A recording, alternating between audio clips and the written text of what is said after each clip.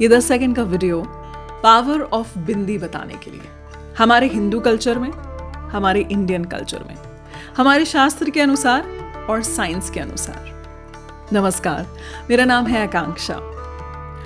जीवन के हर पहलू में एक साइड आपकी होती है, एक साइड मेरी होती है, लेकिन कभी कभी एक ऐसा पहलू होता है जो किसी भी चीज का अदर साइड दिखाता है। ये पॉडकास्ट उसी खोज में है, द अदर साइड।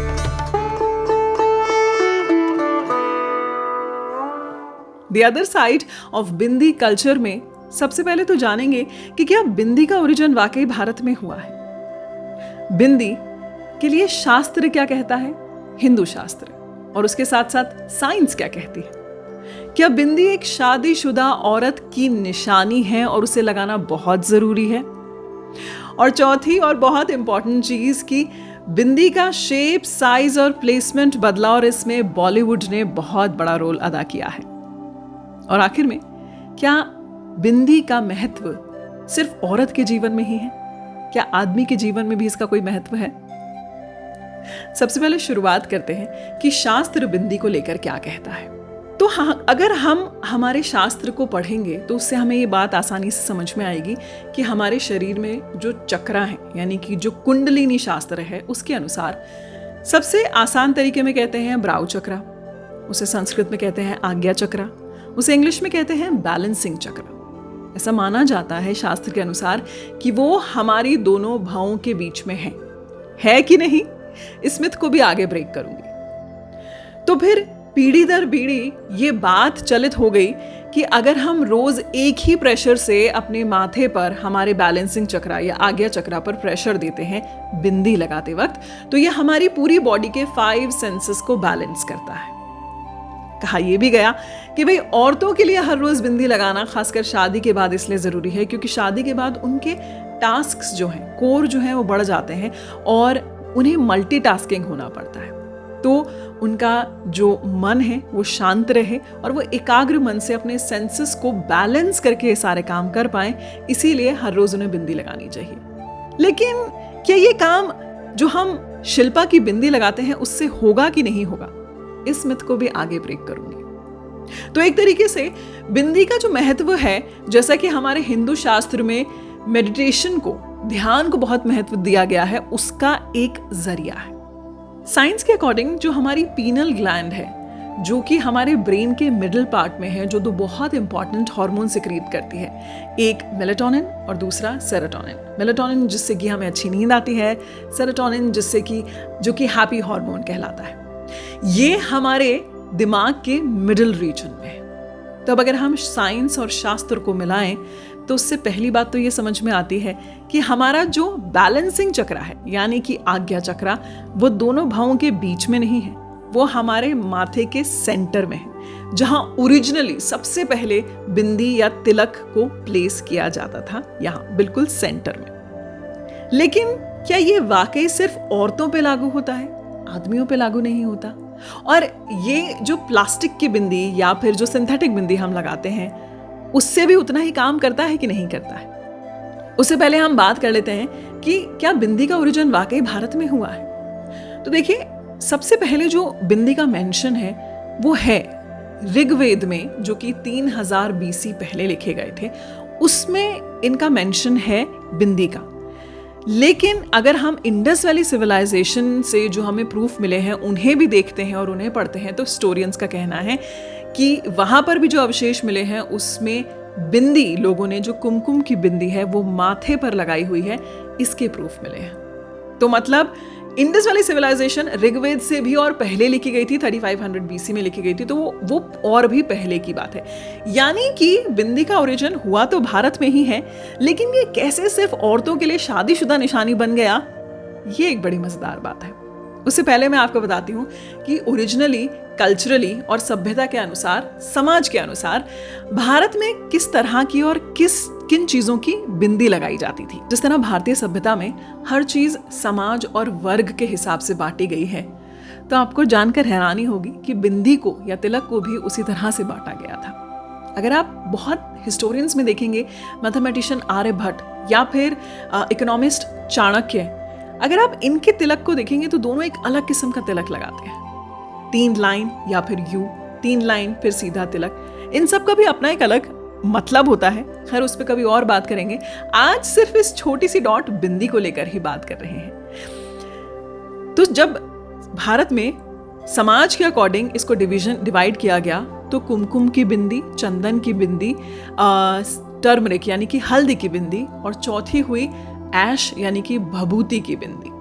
वर्गों के अनुसार इसका भी डिवीजन हुआ। ब्राह्मण अलग बिंदी लगाते हैं और वैष्णव अलग बिंदी लगाते हैं।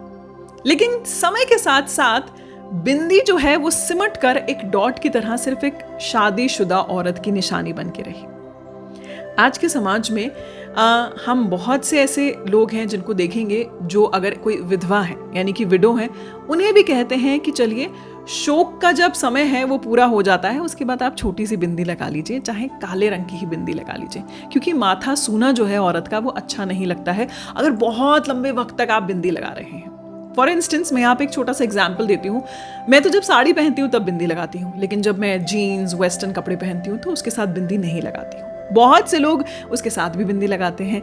और मेरी मम्मी की जो फेस है उनको मैं बचपन से बिंदी लगाते हुए देखती आ रही हूँ, तो उसमें वो बिंदी जो है वो उनके चेहरे का फेशियल फीचर का हिस्सा बन चुका है। तो अगर जिस दिन भी उनकी बिंदी नहीं लगी होती है तो ऐसा लगता है फेस में कुछ अधूरा सा है।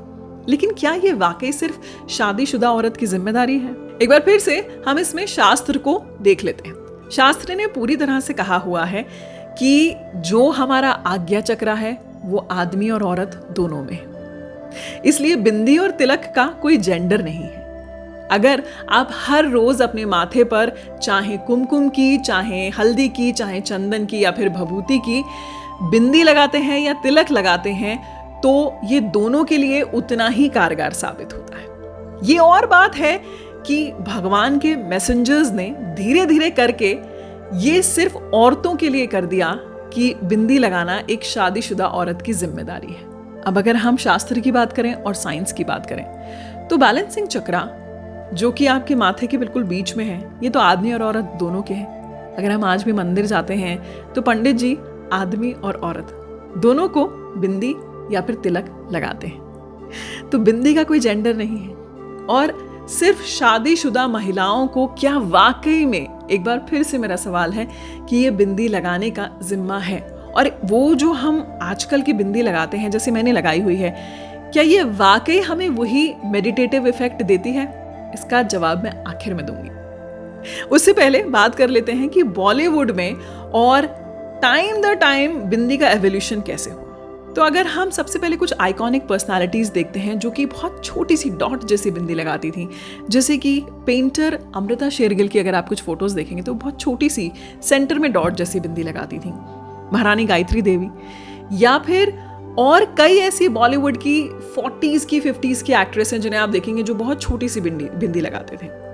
फिर उसके बाद एक टाइम आया जब बड़ी बिंदी लगाने का चलन आया, जिसमें कुमकुम की बिंदी हट के फिर वो एक लिपस्टिक जैसी बिंदी हुई, फिर ग्लास की बिंदी हुई, फिर मीना और लाख तक की बिंदी लगाई।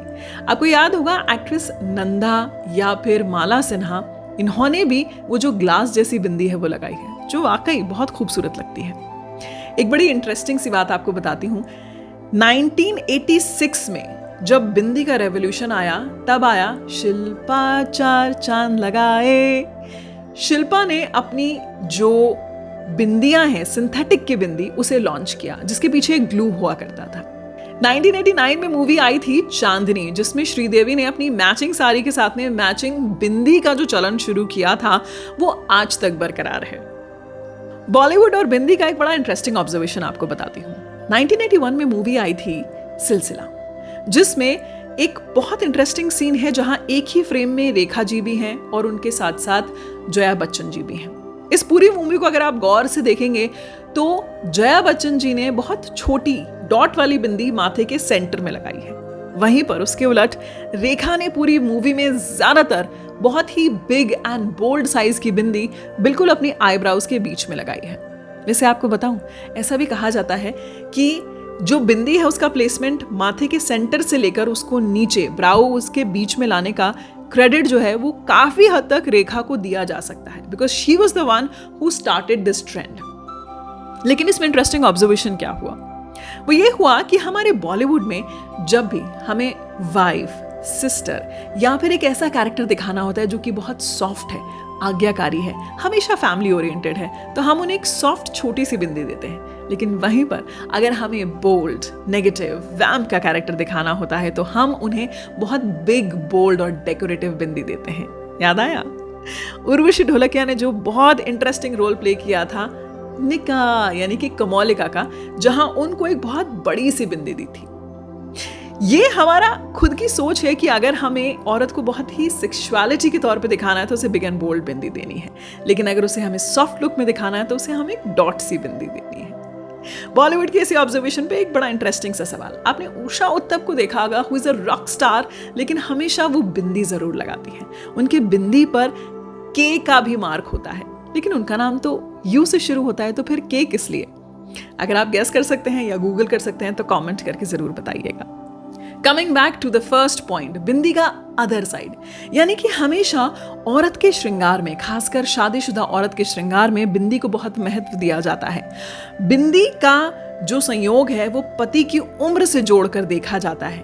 इन सब बातों में कितनी सच्चाई है या कितना एक्चुअल साइंटिफिक कोई फैक्ट है या नहीं, शास्त्र में कहीं ऐसा नहीं लिखा है कि शादीशुदा औरत को बिंदी लगाना जरूरी है, या ये बिंदी जो है वो उसके पति की लंबी उम्र से कहीं कनेक्ट करता है।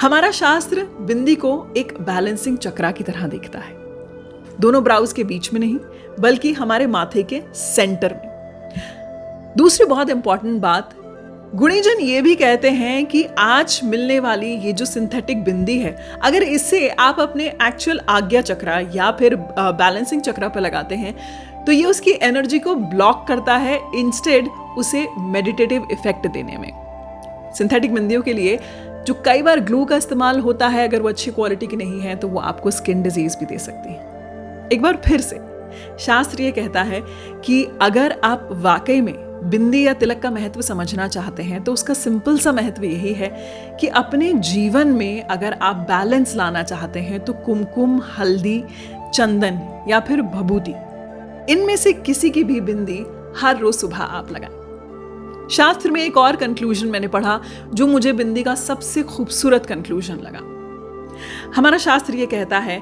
कि ये जो दुनिया है ये शून्य से बनी है, यानी कि गोल बिंदी, और बिंदी का बिंदु यही कहता है कि ये एक नमन है नथिंगनेस को, यानी कि सब कुछ शून्य में मिल जाना है। हर रोज सुबह उठ के स्नान करने के बाद अगर आप अपने बैलेंसिंग चक्रा पर कुमकुम, हल्दी या फिर चंदन या फिर भभूति, इससे अगर रोज प्रेस करते हैं तो आप एक तरह से खुद को ये बात समझा रहे हैं कि जिस तरह से ये जो पूरा विश्व है ये जैसे शून्य से बन के आया है ना, ये एक दिन शून्य में चला जाएगा, ऐसे हम भी एक शून्य से निकल कर आए हैं और एक दिन शून्य में ही समा जाएंगे। इस पूरी दुनिया में हम एक शून्य मात्र हैं, हमारा कोई सिग्निफिकेंस नहीं है। तो इसलिए जो हमारा अहम है, हमारा जो अहंकार है, वो सब कुछ हमको निचोड़ के एक शून्य में लेकर आना है। ये जो कंक्लूजन है शास्त्र का बिंदी को लेकर, इसमें मुझे वाकई में बिंदु लगा।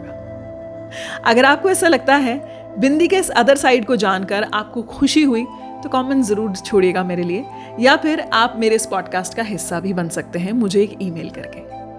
पॉडकास्ट को सुनने के लिए और देखने के लिए बहुत बहुत शुक्रिया।